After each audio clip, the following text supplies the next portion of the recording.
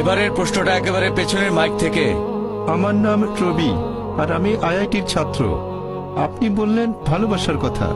আমার কাছে যেটা মনে হয় যে প্রেম, আমি যদি ভগবানকে প্রেম করি তাহলে এই সততা ইত্যাদি আপনি যে ভালো গুণাগুণের কথা বলেছেন, যেগুলো আমাদের মধ্যে থাকা উচিত, আল্লাহর একজন বান্দার যেগুলো থাকা উচিত, সেগুলো তো তখন এমনিতে চলে আসবে। তাহলে এসব নিয়ম কেন? আল্লাহ আপনাদের কোরআনে যেগুলো বলেছেন, এই নিয়ম মানা কি জরুরি? আমি যদি ভগবানকে প্রেম করি, সেটা কি তাহলে যথেষ্ট নয়? শুধু এভাবেই কি আমি ভগবান বা আল্লাহর প্রশংসা করতে পারি না? ভাই একটা প্রশ্ন করলেন, আমি প্রশ্নটা আরেকবার বলছি। আপনি বললেন যে ঈশ্বর ভালোবাসেন আর মানুষ ঈশ্বরকে ভালোবাসেন, আর ঈশ্বরকে ভালোবাসলে যে সব গুণের কথা বলেছিলাম, সততা, দানশীলতা, এগুলো অটোমেটিক্যালি চলে আসবে।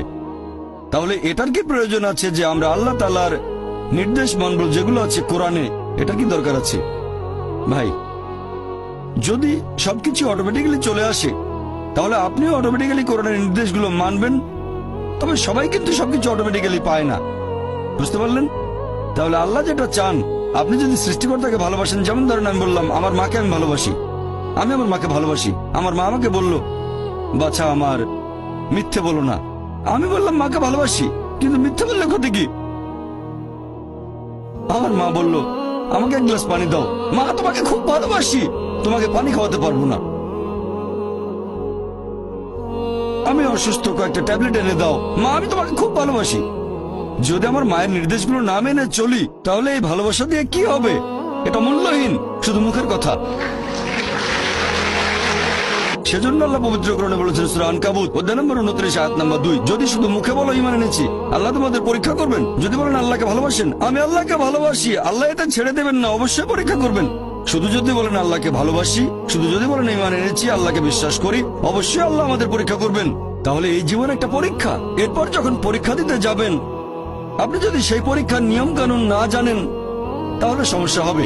যেমন ধরেন আপনি একটা পরীক্ষা দিতে বসবেন, প্রথমে আপনি দেখবেন সেই পরীক্ষার সিলেবাসটা কি, তারপর সেই সিলেবাস অনুযায়ী পড়বেন। এখন আল্লাহ বেশ কিছু কথা বলেছেন, আমি আপনার সঙ্গে একমত। কিছু জিনিস বা গুণ, যেমন সততা, দানশীলতা, এগুলো মানুষের ভেতরে থাকে, আল্লাহ এগুলো দিয়েছেন। তবে অনেক কিছুই তো আমরা জানি না। মদপান না করাটা ভেতরে থাকে না, দানশীলতার ব্যাপারটা মানুষের ভেতরে থাকে, মানে থাকতে পারে। যেমন কাউকে অত্যাচার করলে আপনার খারাপ লাগতে পারে, কিছু জিনিস আমাদের ভেতরে থাকে। জুয়া না খেলাটা ভেতরে থাকে না। তাহলে কিছু জিনিস ভেতরে আছে আর কিছু নেই। আমাদের যেটা করতে হবে, আমরা আল্লাহ সুবহানাহু ওয়া তাআলার নির্দেশগুলো সব মেনে চলবো। আর আল্লাহ বলেছেন এই জীবন একটা পরীক্ষা। তাহলে আপনি যদি আল্লাহর আদেশগুলো পড়ে না দেখেন, পরীক্ষা পাশ করবেন কিভাবে? আমি কেন এই কোরআন পড়তে বলছি? কারণ এই হলো একমাত্র বই যেটা আল্লাহ তাআলার আসমানি কিতাব, যেটা এখনো অবিকৃত অবস্থায় আছে। স্যার উইলিয়াম মেয়র কথা অনুযায়ী, যিনি ইসলামের একজন কড়া সমালোচক, তিনিও লিখতে বাধ্য হয়েছেন মানে তার সামনে অপশন ছিল না। পৃথিবীতে আর কোনো ধর্মগ্রন্থ নেই পবিত্র কোরআনের মতো, যেটা 1200 বছর ধরে অবিকৃত অবস্থায় আছে। তিনি এটা বলেছেন 200 বছর আগে। ইসলামের সমালোচক হয়েও তার কোনো অপশন ছিল না, মিথ্যে বলতে পারেননি, তাই এটা লিখেছেন। আপনারা যদি আল্লাহ সুবহানাহু ওয়া তাআলার সবগুলো আসমানি কিতাব একটু ভালো করে দেখেন, আল্লাহ অনেক ওহী পাঠিয়েছেন। আমরা এরকম 4টার নাম জানি: তাওরাত, জাবুর, ইনজিল আর কোরআন। তাওরাত হলো সেই আসমানি কিতাব যেটা নাজিল হয়েছিল মুসা আলাইহিস সালামের উপর। জাবুর হলো সেই আসমানি কিতাব যেটা নাজিল হয়েছিল দাউদ আলাইহিস সালামের উপর। ইনজিল হলো সেই আসমানি কিতাব যেটা নাজিল হয়েছিল যিশু আলাইহিস সালামের উপর। আর কোরআন হলো সেই আসমানি কিতাব যেটা নাজিল হয়েছিল সর্বশেষ চূড়ান্ত নবী মুহাম্মদ সাল্লাল্লাহু আলাইহি সাল্লামের উপর। আর আল্লাহ পবিত্র কোরআনে বলেছেন সূরা রদ অধ্যায় 13 আয়াত নম্বর 38, আমি প্রত্যেক যুগে ওহী প্রেরণ করেছি। অনেক আসমানি কিতাব নাজিল হয়েছে, সময়ের সাথে সাথে সেগুলো বিকৃত হয়ে গেছে।